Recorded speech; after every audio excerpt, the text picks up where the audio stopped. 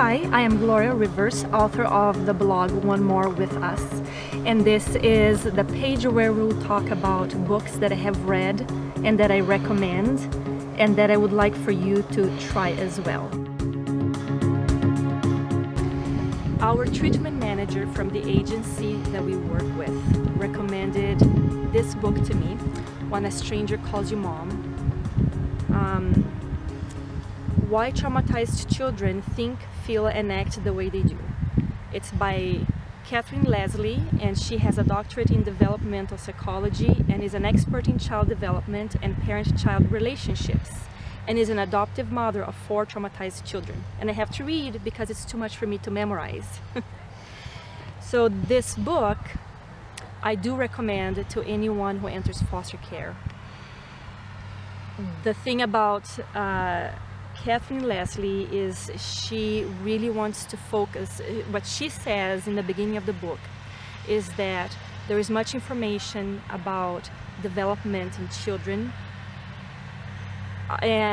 but normally those books leave out deeply traumatized children. How does development happen for them? A lot of things that kids do, calling us mom or dad, hugging us, feeling relaxed when we hug them, has to do with development. A lot of their relationships that they have with their peers and teachers, all of that has to do, it happens through the developmental stages. But when a child is deeply traumatized, a lot of those things are cut short or it's skipped over, and that's when you have a problem. So she likes to bring attention to that. The one thing about this book that I think that may discourage some people is because she went really to the other extreme of the spectrum, and she really talks about the end tip of the reactive attachment disorder. So it can be a little gloomy because she will leave out children who are deeply traumatized, however, have been able to develop in some other areas. So it can be a little heavy of a book for you. But it's never enough to gather information if you're going to do foster care. The likelihood is that your kid will have attachment issues, and if you are prepared for the worst, then you can face just about anything that comes your way. If you read my blog, you know that I call our foster son Boy to keep privacy. When Boy came to us, he came from a previous foster home that he thought was going to be his forever home.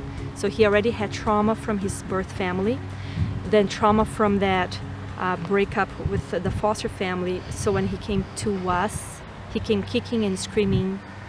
He would throw his mattress around in his room and kick toys, and several times told us that he didn't like us, he didn't like our food. He would be physically aggressive as well. He would bang his head against the wall. All of those are symptoms that many foster kids have. So I know what it is when you are trying to connect with a child that does not have the ability to absorb you. It has been now 14 months, and Boy has come a long way. And today he's able to look me in the eye. He wants to stay with us. He's been able to cover a lot of ground, but still he's always going to be marked by the trauma. And that's what she talks about. Some of these things that have happened to the kids, they can learn how to overcome some of these things, but they will always have a limp, and they will always have to work hard to do things that come easily to other children. And even though he is not at the end spectrum of reactive attachment disorder, any kid who is hurt like him will present one or many of the signs. And it's really, there is a lot of good, you have to develop skills to deal with that, regardless if you're on this place or on that place of reactive attachment disorder. Thank you for watching this video, and we invite you to come and visit our website, www.onemorewithus.com. We're also on Facebook, Pinterest, and Twitter, and we would like to create a community where people can learn and share what they know, and we'll be doing more of these videos, so come by again.